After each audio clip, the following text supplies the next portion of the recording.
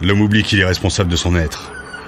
Individuellement lâche, il préfère se soumettre à la croyance globale qui consiste à vomir dans la gamelle de l'autre, plutôt que de réfléchir.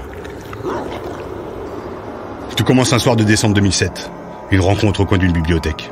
Un Merlin l'Enchanteur m'écrit sur une petite serviette en papier ce qui va révolutionner ma vie. T'as été dans le paraître pendant 27 ans. Il va falloir que tu ailles découvrir l'être qui est en toi. La claque. Je crois que c'est à partir de ce moment-là que j'ai perdu mon humour, ma connerie, mon innocence. Ils ne réapparaîtront que 10 ans plus tard. En rentrant chez mes parents pour les fêtes, je m'assois face à cette glace devant laquelle j'ai fait le con pendant tant d'années. Mais là, mon reflet a plus du tout la même gueule. Paraître, être. Il y a ces mots qui tournent en boucle alors que ma mère, pour rire, me lance « Tiens, il y a Narcisse qui s'assoit face à son reflet. » Mais là, je me sens plus du tout à ma place de bouffon. Il y a le miroir qui se brise d'un coup. Et mon petit monde d'insouciant qui s'écroule. Je me plonge à corps perdu dans les livres. De Sartre à Jung, en passant par Éphèse, Ferry, Walsh, Campbell, Onfray, Cyrulnik, Nietzsche et sans Zarathustra. Je me perds dans la solitude schizophrénique à la recherche de moi-même. Ma vie est entrecoupée d'une histoire d'amour avec une jeune femme tout aussi folle que moi, mais qui va subir mes mots, mes questionnements et ma quête de sens. L'enfer est partagé, et c'est souvent l'autre qui trinque.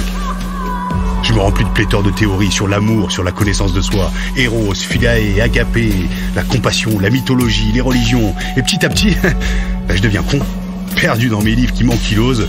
Plus qu'ils me libèrent, je deviens dogmatique. J'utilise les théories pour me rassurer, mais je suis complètement désincarné. Je tombe au RSA, je travaille au Resto du Cœur, j'ingurgite 3 livres de développement personnel par semaine, j'écris, je vomis mes mots la nuit sur papier, comme pour extérioriser ma vie et la regarder en face. Seul, isolé dans l'obscurité, avec toujours cette jeune femme que je cherche à sauver. Mes potes me croient fou, perché, perdu, schizo. Sur un canapé, je sors petit à petit de la société. Elle me recrache comme un mauvais chewing-gum sans goût, comme un molar coincé au fond de la gorge après avoir fumé 2 paquets de clopes un lendemain de bringue. Tu le sais peut-être pas, mais en mythologie, c'est souvent une femme qui révèle à l'homme son potentiel.